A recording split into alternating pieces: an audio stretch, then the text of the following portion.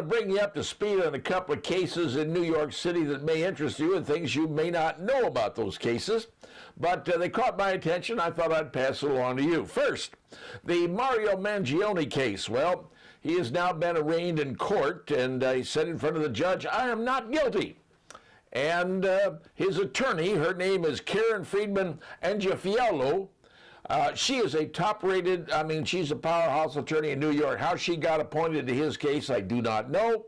She ain't cheap. She's one of the top legal minds in the city of New York. But he says not guilty. Now, he was perp-walked, and that was one of the things she complained about at the hearing. She said, "Your Honor, this is the biggest perp walk I've ever seen in my entire legal career." She said, "My client cannot, I repeat, cannot get a fair case, a fair trial in the city of New York." Now, she's setting the plan, what I think she's going to be doing down the road, saying, "Hey, I can't get a fair hearing in this case. It's not right." I don't know about asking about a change of venue. I doubt that's going to happen, but she may try. But I think she's going to go and say, "Yeah, my client, he's an Ivy Leaguer, and he did what he did because he was so upset about what was happening. He's mentally deranged, Your Honor." Okay, that's probably what's going to be on. But the second case, and here's the one you probably haven't heard about.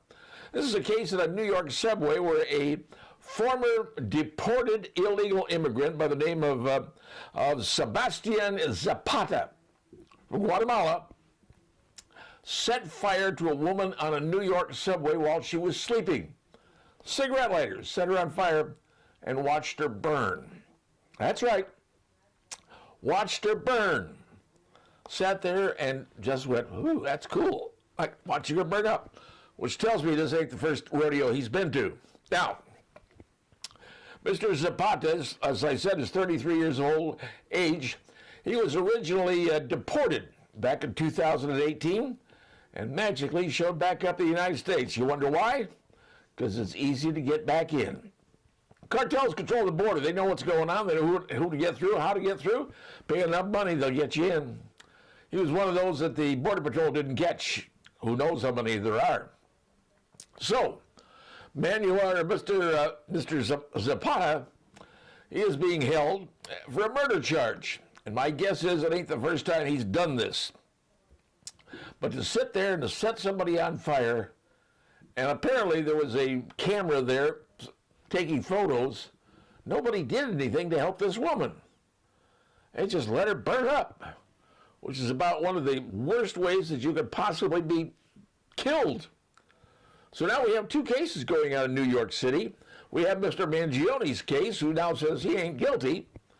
And you've got people outside the courtroom, outside the courthouse, cheering him.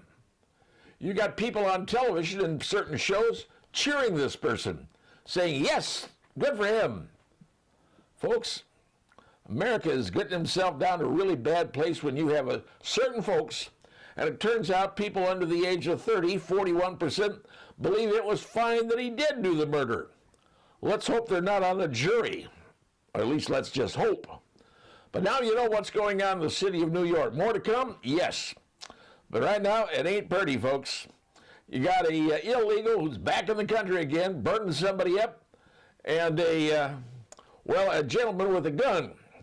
Now they're saying the gun was a ghost gun, was done on a 3D printing machine. No, it wasn't. Can't do that. Plastic, you can't shoot that. So what I'm guessing is it what looks like a Glock 19 with a Glock upper. That's the barrel and the slide. And the lower, yes, you could print that on his 3D printer. That's got a plastic down there. But you put a lousy can on the end of it, which is a silencer, or a noise reducer, if you will. And unfortunately, that gun will not cycle really well shooting because it won't have enough back pressure to take back the slide back and eject a shell, put a new one in. Hence, you saw him doing this. Because the silencer wasn't that good. There's a little connector on it, there's a lot of stuff going on. But it was not a plastic gun. The upper was a real Glock. The lower, yeah, probably plastic because it's not marked, so there it's a ghost gun. A little something you may not have known, but now you know. We try to give you the right information. At least everything I know up to this point, you now know.